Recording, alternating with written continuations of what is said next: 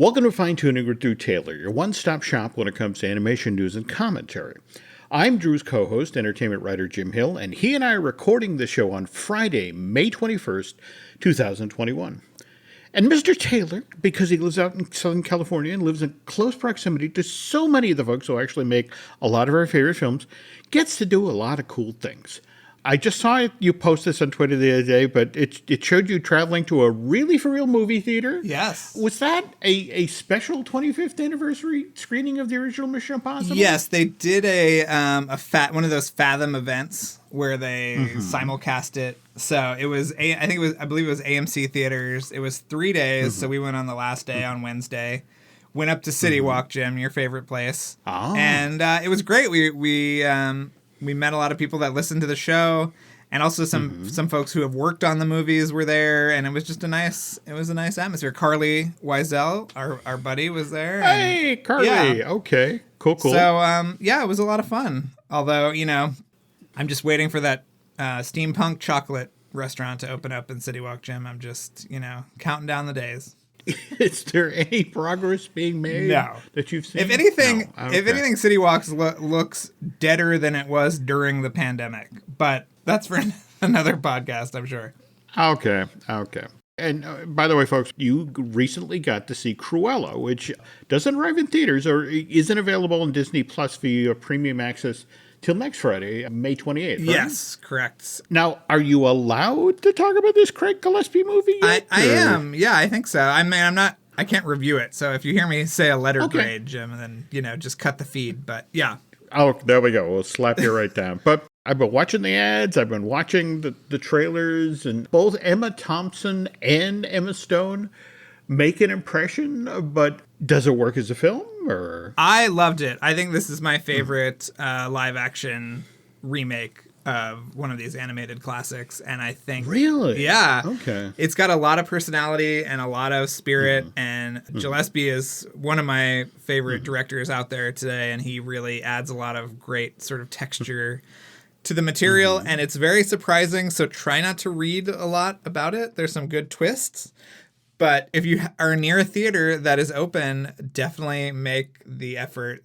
I was going to ask you about that. So is this a theater versus the pay the $30 and watch at home? You say I say theater. It's got a really cool soundtrack and a really great score. And I would love to have seen and heard it that big and that loud. I was kind of startled to see that Cruella actually had a world premiere at the El Cap this past Tuesday. Yeah, that was weird. I don't know who exactly. I mean, I know Emma was there, and I saw that Chapek was there, as you did. There we go. Yeah, I was not invited, which I usually am to those kind of things, and I don't know who else was and how they were being vetted, but yeah, it looked fun. It was, I guess, the first one of these that has been done in 14, 15 months, mind you, with really strict social distancing. And when you remember how those media pens used to be, where it's like, you used to dream that you're a piece of veal because that meant you had more room. Oh, yeah. Right before we all got shut down, I was at the red carpet for Stargirl, the Disney Plus movie, at the El Cap. And it was raining, so we were on the second floor of the El Cap in that little corridor, Jim. So if there was ground zero for COVID, it was probably that premiere.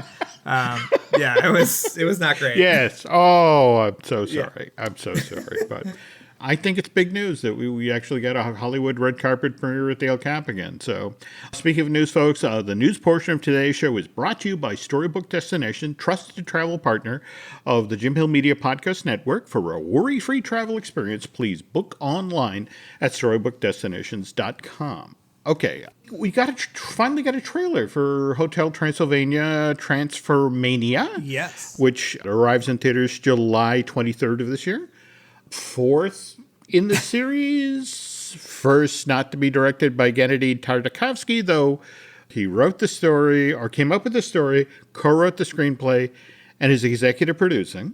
The word is that this is supposed to be the final installment of the series, right? Okay. Yeah. What's significant about this is the pair that are directing this, Jennifer Kluska and Derek Drymon, they're also the pair that directed the Hotel Transylvania short Monster Pets, was showing up in theaters last month. Oh, right? yes, that's right. Yeah. That's not the only person from Monster Pets that's coming over to Hotel Transylvania Transformania. We also have Brian Hall, the YouTube animation voice impresario. He's very famous for singing Let It Go, but is all different Disney characters.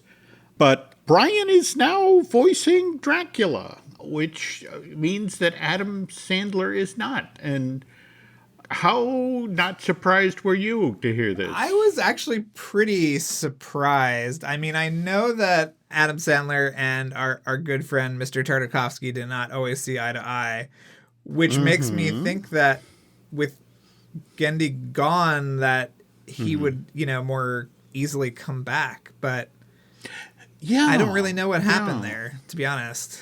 Gennady was fairly straightforward, at least working on the first Hotel Transylvania back in 2012, that he basically had to trick Adam into getting the performance he wanted for that character out of Mr. Sandler. And that then got back to Adam Sandler, which made working on Hotel Transylvania 2 a little tough. Yeah, I heard that one was the tough one.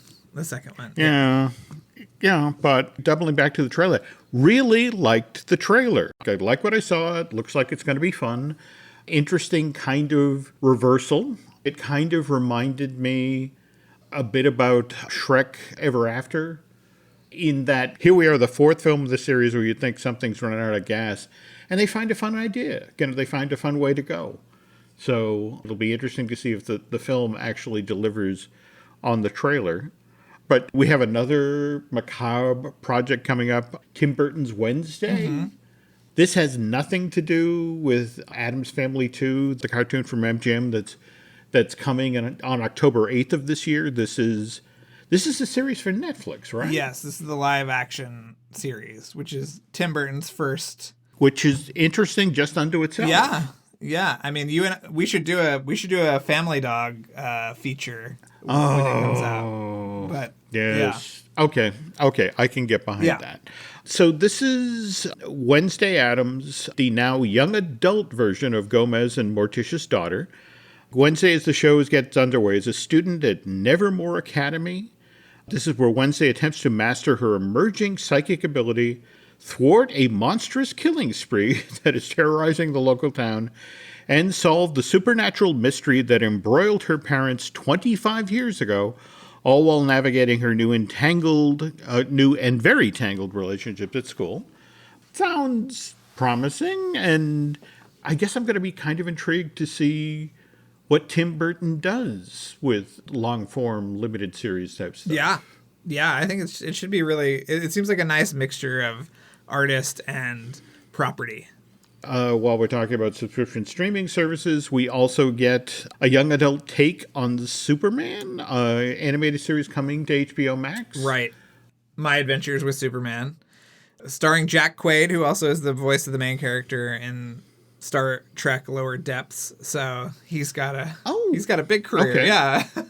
But yeah, we had all the upfronts for this week, so there's a lot of TV stuff to go over. Yeah. We're also getting a new Batman animated series from quite the trio. J.J. Abrams, Matt Reeves, who's doing the new Batman film, as well as Bruce Timm, who, obviously has ties to the original Batman, the animated series back in the 90s. All we really got is that one piece of concept art. What did you think? I mean, I'm always a little wary of a Batman animated project without Paul Dini. I think he is, he's a big part of that secret sauce. And I don't know, Jim, if you read his really wonderful autobiographical graphic novel from a couple of years ago that goes into his time on Batman and a very violent assault that happened to him during the production of the show. And so in the comic book, he actually talks to Batman, sort of like, what am I supposed to do about it? It's really wonderful. I really suggest people pick that up. But to me, it's sort of like, why don't we just make some more episodes of the animated series? But, I don't know.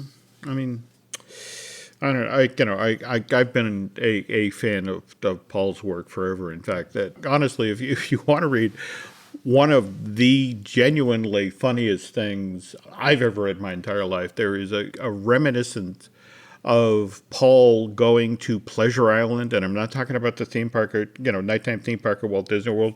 I'm talking about the Disneyland clone that was built outside of Boston, where the very young Paul Dini is taken there by his family. And it's kind of the theme park nightmare trip. I mean, it involves a Popeye walk-around character that Paul, I think, describes as looking syphilitic, and the Three Stooges. So I really, seriously, hammer on Paul Dini, Dini, and the words Pleasure Island, and hopefully that piece will come up. And it's just a wonderful piece of reading. But again, while we're talking about Batman, we also saw this week Warner Brothers Animation, DC, and Warner Brothers Home Entertainment have begun to really thump the tub for Batman The Long Halloween. Part one of this two-part animated epic hit store shelves June 22nd. Also, I was at Target and walked by an end cap and saw that Raya and the Last Dragon is out. The Blu-ray and the DVD went on sale May 18th of this week. And it was one of these things where it's like, I got to pick that up because I want to finally see Zach Parris's short, Us Again. You've actually managed to see that. Yeah, I right? saw it before the movie came out, and I loved it. It's really great. Just have your tissues ready, Jim, because it's a tear-jerker. All right. I had the internal debate. I'm buying an entire film I already have just so I can see a short. And it's just sort of like, But I'm sure there's a lot of great special features. I have it too. I should say that, but I have not gone through it yet. But I am looking forward to it. Right. Yeah. Oh, well, and speaking of things you already have, you have your copy of The Art of Mitchells versus the Machines, which, again, hit store shelves just this past Tuesday. Haven't gotten my copy yet, but my daughter Alice has, and she just loves this 224-page hardcover. It's an amazing look at how this film came together. Yes, it is wonderful. And speaking of books, though, that you already have your review copy of Chronicle Books, The Art of Luca. Yes. You got it yesterday, today? I got it today. I didn't know it was coming this early. Usually they come a lot closer, but I'm sure they were trying to get out ahead of the holiday. And it is in the plastic, Jim. I am not a sociopath like yourself. I have not looked inside of it to see how it ends or anything, So it will stay there until I watch the movie, and then afterwards I will get to open it with much glee. Okay. But I wanted to thank Chronicle for that. Yeah, for sure. Yep. And that book hits store shelves on June 8th, and the film itself doesn't arrive on Disney Plus till the 18th of next month. Yep. While we're talking about Pixar and Disney Plus, I guess we should talk about Monsters at Work. We just got a trailer this week for this new animated series, which will debut on that subscription streaming service on July 2nd. What'd you think? I thought it was very funny, and I thought the animation looked really great. I've heard a lot about the production of this show that I can't really go into here, but it seems like it was kind of a fraught production, but you cannot tell, the sweat is not in that animation because it looks really great. The character design is wonderful. I thought, I think it looks really fun. Now, this is from Icon Creative Studio in Canada, is that correct? Or... It was animated by Icon, and it was overseen by Disney Television Animation, which is now called Disney Branded Television, I believe, is the new name. Yeah. Oh, okay, I want to hear the sound cue that goes with that. Okay, but this past Monday, they're continuing that month-long programming event on ABC, the Wonderful World of Disney, and They've already done Incredibles 2 and Finding Dory. And this past Monday, they showed the original Monsters, Inc. from 2001. You've noticed this, right? When you watch early Pixar, I mean, the stories are always great. But every so often, there'll be this chunk of animation that you're looking at with 2021 eyes, where the rendering or the lighting isn't up to Pixar's current standards. Yes. And you just kind of it pulls you out just for a moment, like, woof. I want to say this as a compliment to the folks at Icon Creative Studios, as well as the folks at Disney Branded Television. But some of the animation that I saw in the trailer for Monsters at Work actually looked better than the stuff for the original Monsters, Inc. which I think says a lot for the team. Can we also talk about how stupid the Wonderful World of Disney intro is, especially compared to the 80s version, which was so great. Yeah, but what's so funny about the 80s version, if you watch it today, they're spinning around the castle in the middle of it. You actually get the Three Musketeers, or one of the Three Musketeers sort of sitting on one of the turrets of the Disney castle, and he's waving to you, and it's like, oh, yeah, Kiefer Sutherland, yes. I think that's actually later, that version. I'm talking about the one that goes underneath the castle, and then it goes to to Epcot. You know that one? Yes. Yeah. And they do the flyover. Well, Mickey's on top of Spaceship Earth, and then I mean, you're right. In 1980s CG, that's really cool. But what's fun? I think the castle is actually Tokyo Disneyland's castle, which is also very cool. Well, okay, there's that. It's cool. It's cool, but at the same time, I'm always fascinated by these things. Like Disney Plus just put up. It's this professionally shot version of the nighttime projection show for Disneyland Paris. But what's amazing about it is such a time capsule for 2015. I mean, they have a giant pirate section. Yeah, Force Awakens. Yes, that's it exactly. And they end with Frozen front and center, just hammering home, let it go. But it's just sort of like, it's such a snapshot of that moment in the Disney company, that time.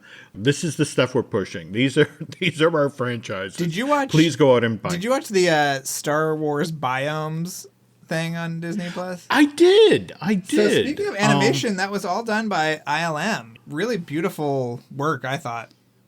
Mm-hmm. You appreciate the discipline, like the one where you're on Hoth, and it's like you watch a little herd of tauntauns go wander through a mountain pass, and you watch the Attas, slowly make their way across, the tundra to take out the base. And it's just, I mean, the fact that it's like they buy into the conceit that you're watching all of this from a distance, and the sound. Oh my God, the sound. Yeah.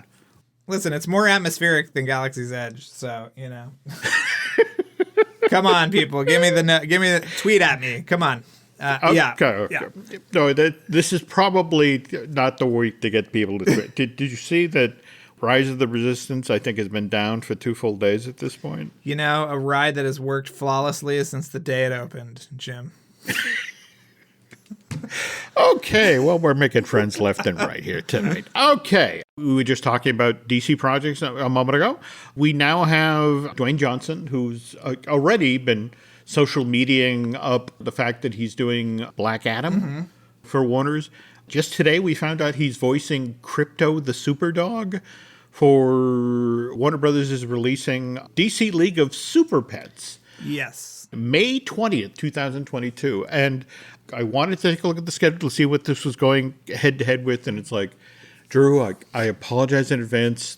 This will be the longest day you have spent in a movie theater in quite some time, because it's like on that same day that DC League of Super Pets is being released, Mission Impossible 7, and then John Wick 4 also come out on that same day. Yeah. Just saying. I'll be ready, Jim. I'll be ready. Okay, yeah. The adult diaper and no big soda. I think that John Wick is going to blink, but that's just my personal... Really? Yeah. Well, that kind of makes sense. I mean, I'm excited about Super Pets, though. It's a lot of the same people that worked on Teen Titans Go to the Movies, which I think is maybe my favorite DC movie of late. So, It's now begun to show up fairly regularly on cable, and it's, as I'm blasting through looking for things to watch, it's an easy way to kill 15, 20 minutes. It's so ridiculously entertaining, whether it was a whole film or just in chunks. Yes. But again, that came to us from Cartoon Network, and you pointed out that we have Smiling Friends being turned into a series later this year? What is that about? Did you watch the original short, Jim? I have not yet. It's bizarre. It's very Adult Swim, but it seems very perfect for that niche that they have. So, Okay. And in the other big announcement today, we have Netflix putting out 3 animated projects from as the folks at Cartoon Brew put it, Asian American creators. Yeah. We've got a film and 2 series. Kind of interesting to see the Monkey King there in the mix. Yes, that's the one I'm most excited about because Stephen Chow is executive producing it. I guess because this has some relationship to his really wonderful Journey to the West, which was released a few years ago. I highly recommend everybody seeking it out. Stephen Chow is amazing. And I think Stephen Chow is someone who has an animator's brain when it comes to live action stuff, if you've seen any of his films. But that one is being directed by Anthony Stocki, who directed Box Trolls. Yes. So yes. I'm very into that. Sounds great. Should we talk about Travis Knight? I think when you mentioned Box Troll, that makes me think of Laika. Travis just got another live action project, didn't he? Or Oh, is he? What is he doing now? I was hoping you'd remember. I heard about isn't he doing like the $6 Million Man and something else? Oh, vampire thriller Uprising. Yes. Travis is directing for Netflix an action thriller, vampire based, and it's just the center of the entertainment business just has so solidly shifted to subscription streaming. And speaking of which, today, Marvel's MODOK debuted on Hulu. And I know we've talked about this on previous episodes of Fine Tuning, so Drew always accuses me of not doing my homework. So today, sat down and watched episode 4 of Star Wars The Bad Batch, and then plunged into all 10 episodes of this new show from Stupid Buddy Studio. And now you've seen 1 or 2 of them? I watched one last night after Cruella. I thought it was fine. I will keep watching it, but it was pretty bizarre. It's Stupid Buddy Studios, the guys who do Adult Swim's Robot Chicken. So it's massively animated. It's got an absolutely killer vocal cast: Patton Oswalt, Ben Schwartz. It's really got some fun writing. The downside is it's a show about divorce and the impact that can have on your kids and your career. And that's not nearly as funny a vein to mine as you might think. I mean, yeah, he's a Marvel supervillain, and Patton Oswalt voicing him, so it always great spins on lines and that sort of thing. But I don't know. Maybe it's because I have a giant head. Maybe I empathized a little too much with MODOK, and the show kind of brought back some bad memories of the first couple of months of my own divorce. And that said, though, it ends really strongly. I would love to see a second season of the show. I'd see where Marvel's MODOK goes from here. And if you're going to watch anything related to the show, you got to catch episode 6, which has a 2 to 3 minute long mad scientist battle that it's one of the craziest things I've ever seen in animation ever. It's almost up there with the Wizards battle from Disney's Sword in the Stone. Just lots and lots of crazy transitions and animation tricks and that sort of thing. But that's a must-see. And speaking of must-sees, the Walt Disney Family Museum has a special exhibit going on right now that every animation fan, especially if you're a history buff, needs to go see. And Drew and I will talk more about this topic after this break. Introducing Meta Ray-Ban Display, the world's most advanced AI glasses. With a full color display built into the lens of the glasses, it's there when you need it and gone when you don't. Send and receive messages, translate or caption live conversations, collaborate with Meta AI, and more. Be one of the first to try Meta Ray-Ban Display. Visit meta.com/Meta Ray-Ban Display to book a demo and find your pair. This podcast is brought to you by Carvana. Carvana lets you buy your next car on your terms. Explore a massive inventory online, filter for what matters, and find your perfect match. Then choose delivery to your home or pick it up at one of Carvana's iconic car vending machines. Every car also comes with a 7-day money-back guarantee, so you can make sure it's the right fit. Buy your car on Carvana. Delivery or pickup fees may apply. Limitations and exclusions may apply. See our 7-day return policy at Carvana.com. Carvana. This episode is brought to you by LinkedIn. Psst, healthcare pros, word's out, and it's too good to keep quiet.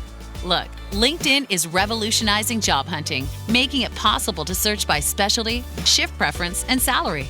Endless scrolling is out. Whether it's a mental health therapist or dental hygienist, finding the perfect role is faster and easier than ever. Head to linkedin.com/healthcare and start your search today. Okay, Drew, you and I have talked about how Disneyland Park in DCA finally reopened back on April 30th. By the way, did you see today that we actually now have an opening date for the Matterhorn bobsleds? Yeah, but if you really want to get the most out of your Matterhorn bobsled, Jim, you're going to have to buy a $50 Yeti arm that will interact with the bobsled and really give you the most out of that experience.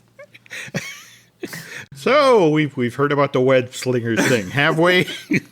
What a crock. Len and I actually talk about this on the most recent Disney Dish, and it's one of these things where it's just sort of like when Universal was thinking about the interactive wands for the Wizarding World of Harry Potter, they actually had this conversation to the effect of, it's like, I mean, do we really want to make people pay for these things? It doesn't seem fair. And, they debated the price point, and they felt like they had to spread the interactive exhibits both in Hogsmeade and over at Diagon Alley to make it worthwhile. Mm-hmm. And so it's $25, $30 to get a wand. So the notion that you're supposed to pay $63 for this wrist thingy that will give you a higher score on just one ride? That looks awful, by the way. Does it? I haven't seen the art. Oh, yeah. They're totally cumbersome, and I don't know how anybody is supposed to have this thing on their hand. And then what do you do with it for the rest of the day? You're lugging this giant plastic thing around? They were pointing out that the financial quarter for the Walt Disney Company that ended on January 2nd, that 3-month period alone, the parks lost $2.8 billion. So I'm not surprised that something like this during that period got greenlit, but it's not good show. This is going to be sold in the gift shop after you get off the ride. Just the whole notion of, how was your score? Oh, terrible. Well, how about this? Well, it also runs so antithetical to this anti-annual pass situation, right? Because if I was going out and going on this ride once a week, sure, mm-hmm. I'd spend the thing to have a different experience. If I'm going on it once a year, then I don't know if I need to spend the $63 to make my web shooter electric. You know what I mean? I just feel like there's a lot of competing ideas about what's going on at Disneyland, and none of them seem very good. But the initial thing for this attraction was supposed to be that you were supposed to buy a spider bot, like the Droid Depot. Right. At Galaxy's Edge, that there would be your opportunity to build your own spider bot. And by the way, it has I want to say a similar price point, the high 60s or the low 70s. And what I've been told is like, well, yeah, and if COVID hadn't happened, we would have had Anaheim Avengers Campus open last summer, and everybody would have bought the spider bots. And this was the thing for season 2. This wristband was supposed to be you've already come, you're a California local, you bought your spider bot, and it's like, oh, here's something that enhances your game experience for the ride that's been open for a full year.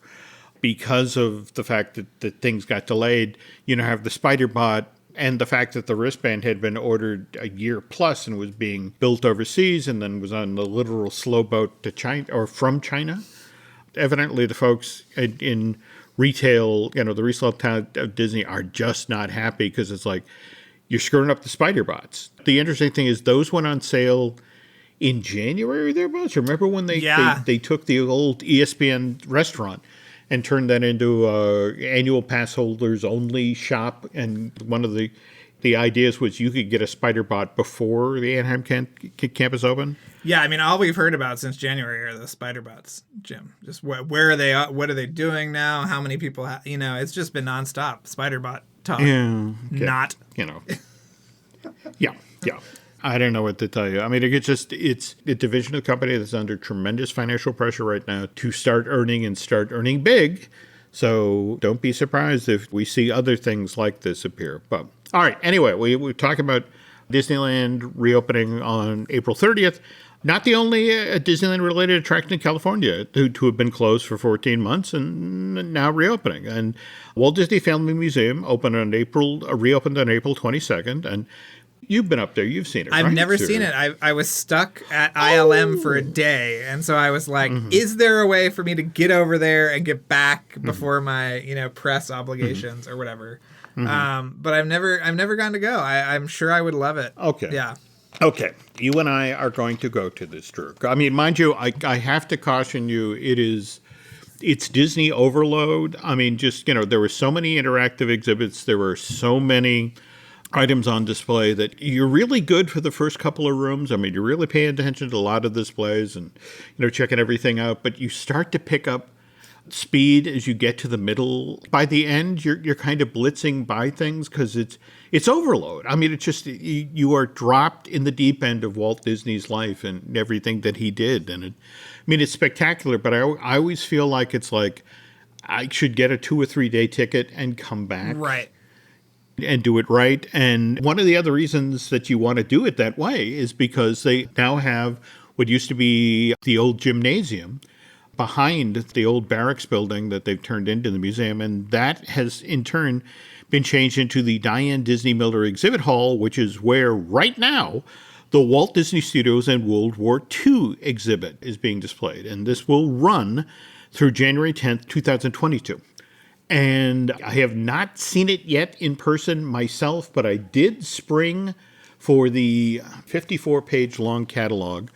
It has a wonderful piece of art on the cover by Mike Gabriel from Pocahontas, right? The director? Yes, and also Rescuers Down Under, Jim.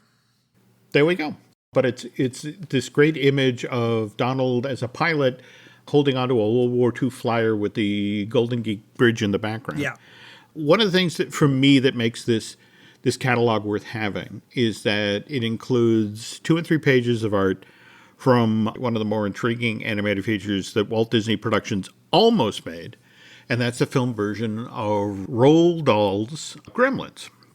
You worked at Disney for, especially in the Oh My Disney stuff. Yeah. Did you ever talk with doing anything with the Gremlins? I did, and I was trying to find it. I thought I had actually written something, but I don't think I did. But there was a book that came out not that long ago that sort of from Disney Press that had sort of stuff from it. But the World War II area, Jim, was a little bit forbidden, so I was just trying to stay away from that. Yeah, I mean, and there's so many aspects of when it comes to World War II that today are kind of like, do we really want to talk about that? Yeah. World War II starts on September 1st, 1939, which is when Germany invades Poland, and the very next day, Great Britain and France declare war on Germany. And so the Americans, they get right behind their allies' buddies, right? The Great Britain and France, they're right in there right after that happens, right, Drew? No. No, it's 2 years and 2 months before the United States actually gets involved in this conflict. And even then, that only happens on the heels of the Japanese bombing Pearl Harbor on December 7th, 1941. We stood back for quite some time. And history books tend to gloss over this. We had, some very powerful people like Joe Kennedy, the father of JFK, who from 1938 to 1940 was actually the U.S. ambassador to the United Kingdom. And while he's in that role, he's using back channels to try to set up a personal meeting with Adolf Hitler with the hope that he, Joe Kennedy, can somehow arrange some sort of understanding between the United States and Germany that America should just stay out of the war in Europe. And equally problematic is Charles Lindbergh, who today everybody remembers as, the first man to fly solo across the Atlantic. But during this time in his life, he's one of the main voices of the American First Committee. He's the one who's out there preaching the non-interventionist gospel to millions of Americans, even as Paris falls to the Germans. So it was very powerful, very popular, and politically connected people like Joe Kennedy and Charles Lindbergh saying, this isn't America's fight. Again, it takes us 26 months to finally enter the fray. But Hollywood, they knew this war was coming, which is why, as early as January of 1941, a full 11 months before Pearl Harbor, we see studios start to churn out war-related comedies. First one of these is Abbott and Costello's Buck Privates, and you know how long it takes to make a movie. You know how long, in fact, all the wonderful interviews you've done with like Paul Hirsch, when you think about the months and months and months that he spends editing a film, to try to make it. These stories about how fast Universal worked on these Abbott and Costello comedies, I mean, they put Buck Privates into production on December 13th, 1940. They finished shooting the entire film on January 11th. And 20 days later, it's out in theaters. Wow. It blows my mind. But what also blows my mind is it makes huge box office. It cost the studio $245,000 to make the thing, and it then went on to sell $4 million worth of tickets just in the United States. And Universal was like, holy cow, look at the money we just made in this thing. So they immediately turned around and put another service comedy in the works. It's called In the Navy. Only now, instead of Bud and Lou joining the Army, it's Bud and Lou enlisting to be sailors. Goes in front of the cameras on April 8th, 1941. Completely wraps production by May 9th. And it's out in theaters by the end of the month on May 30th. Which I cannot understand. Yeah. How do you do that? How do you edit a film? How do you score it? How do you make prints? And that makes crazy money as well. So that in the same year, they make a third service comedy, Keep 'em Flying. Now Bud and Lou are signing up to be members of the Army Air Corps. This is before there was an Air Force, official Air Force. That didn't start till September 47. Keep 'em Flying, actually, this is the lengthy production because it involves a lot of, stunt flying and that sort of thing. They start shooting September 5th. They wrap on October 29th, 1941. And it's out in theaters 4 weeks later, 10 days before Pearl Harbor. Oof. And what kills me is that Abbott and Costello make two other movies for Universal that same year. They make a supernatural comedy called Hold That Ghost, which gets released in August of 41. And then they shoot a Western comedy called Ride 'em Cowboy that gets held back and doesn't get released till February 42. But here's Hollywood looking at this ridiculously crazy amount of money that Universal Pictures is making in the back of service films. And it's, service-based comedies. And it's like, we got to get into that. And among the folks who noticed that was Walt Disney. And if you want proof, watch the last minute of Dumbo. Do you remember, how you get that scene at the end of Dumbo where, he's let go of the feather, but he believes in himself and he finally flies around the circus, and then you suddenly get the montage that shows you, what a huge success he's become? Yes. So you get the newspaper headline of Wonder Elephant soars to fame. You get a magazine cover of Dumbo sets altitude record. And then you get a brief image of Dumbo bombers for defense. And the story I was told by Ward Kimball was that this image was added to the montage at the end of Dumbo less than a month prior to theatrical release. And again, it was all supposedly because Walt, who had just gotten back from South America from the Goodwill tour, was there looking, and it's like, geez, look at all the money those Abbott and Costello war comedies have made. And can we put some sort of reference to the war into Dumbo? And so that's where the bombers came from. Wow. We jump ahead now to 1942. This is Walt Disney, who the Army Air Corps has moved in. They've set up a gunnery unit because they're protecting the Lockheed plant down the street. They've taken over so many of the offices and turned them into billets for the troops. And also the market for Disney's films has dried up in Europe and Asia. And so it's one of these situations where it's like, we need money. We need to make something popular. We need to make something popular fast. And this is where Roald Dahl, and again, just want to stress here, this is that Roald Dahl. This is the guy who wrote Charlie and the Chocolate Factory, James and the Giant Peach, Matilda, and The Fabulous Mr. Fox. This is when he comes on Walt Disney's radar. Mind you, it's years before Roald Dahl actually writes any of those books. This is July of 1942. And at the time, Roald Dahl is an assistant air attaché stationed in Washington, D.C., working as a liaison between the U.S. Army Air Corps and the RAF, which is, of course, the Royal Air Force. Dahl has written a little bit about his experience in the RAF during the early days of the war. And among the stories that Dahl has written is a 9-page thing called Gremlin Lore, which supposedly talks about these mythical creatures that live high up in the sky that then sabotage British planes. A whimsical bit of nonsense, not a whole lot there, but Gremlin Lore somehow makes its way all the way from Washington, D.C. to Burbank, California, and a copy of this 9-page thing winds up on Walt Disney's desk. And Walt is charmed by Gremlin Lore. He thinks, this is my wartime story, the one that'll connect me with the audiences in the home front, and it'll make Disney Studios plenty of money. He's desperate for better cash flow at this point. So Walt uses his connections in Washington. And remember, he's making all these training films at the time. So he has threads to pull and people to reach out to. And so he gets Dahl reassigned to an RAF office out on the West Coast.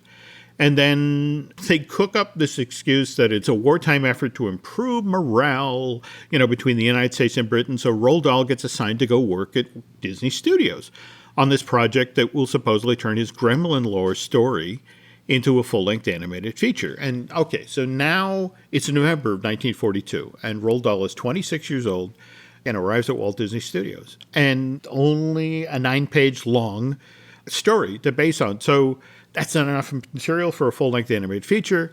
So Dahl spends the next 6 months working with Disney's story team and the artists there to expand the lore of the Gremlins. And by April of 43, there's an actual book. I mean, not a manuscript for a book, Drew, a book.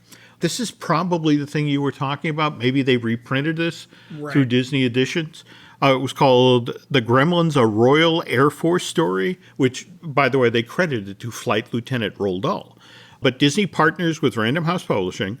And this is what's amazing about the story. It's the war. There's a paper shortage going on, but Walt somehow sweet talks Random House into printing 50,000 copies of Gremlins, which are published in the United States and immediately sell out. And in fact, the book does so well that they sell the rights to Australia, publication rights, and an additional 30,000 get printed and sold down there.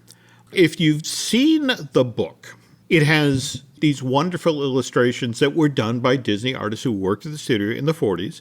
In fact, Mary Blair actually did the cover of the book.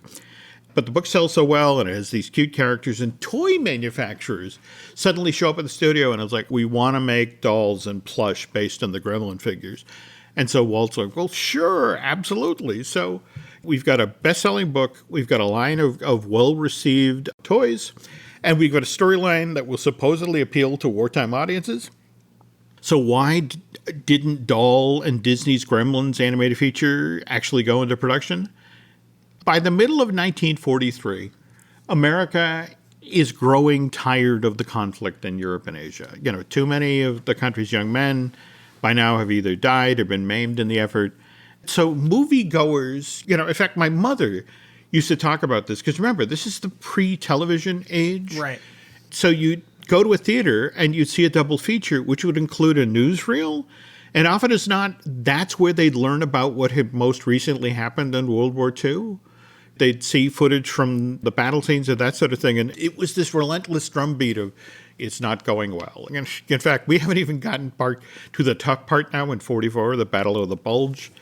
So America, it's just losing its taste for wartime-related stories. And no clear example, Laurel and Hardy, who were Abbott and Costello's competitors when it came to film comedy. They made their own war service comedy. They made a thing called Air Raid Wardens, with NGM released in April of 43, which actually got advertised as Stan and Ollie's gayest comedy, which glorifies our home front heroes.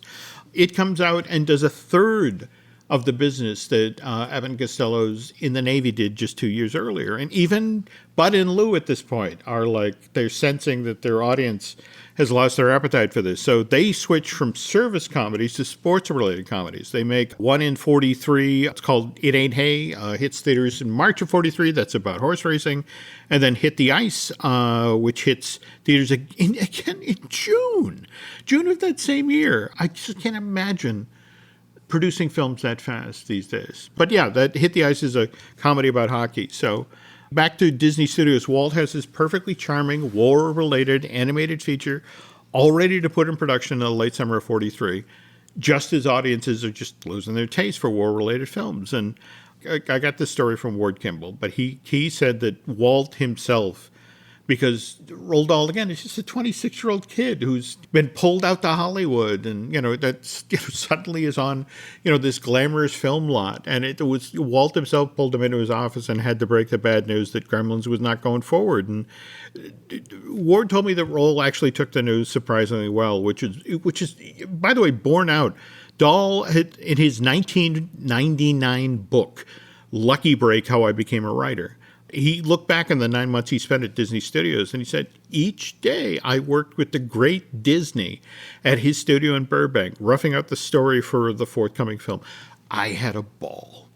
Now, to sort of circle back to your time at Disney, Drew, what I have heard since this went basically into the vault in late 43, 44, that almost like clockwork, every decade somebody would go down to, well, it used to be the morgue, that the thing behind the chicken wire. And these days, I guess you have to go to the air-conditioned lockdown building, the ARC, the Animation Research Center. But, somebody would go and pull out all of the concept art and all of the boards for Gremlins to look at it. Because it's like, we have a story that was written by Roald Dahl.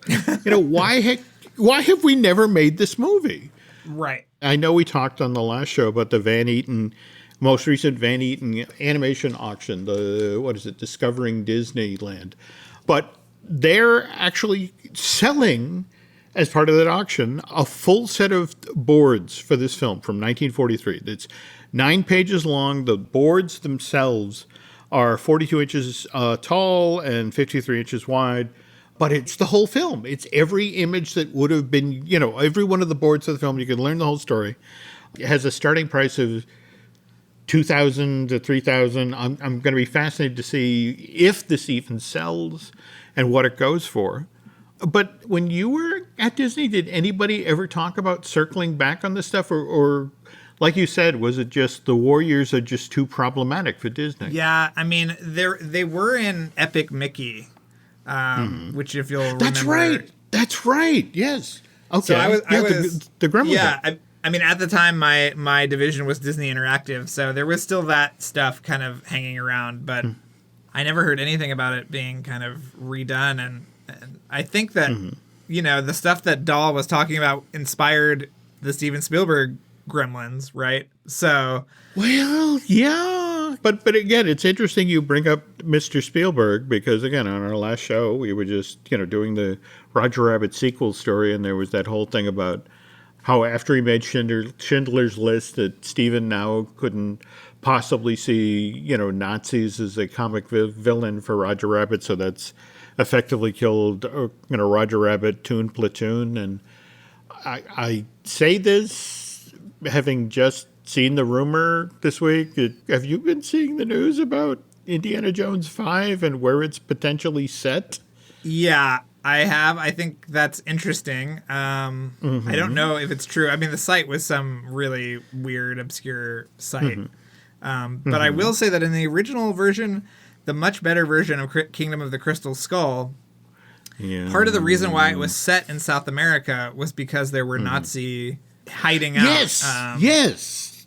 I can see them weaving it in that way. I think that should be fine. I don't know. I don't know if he's going to be pissed. Who knows, Jim? We'll see.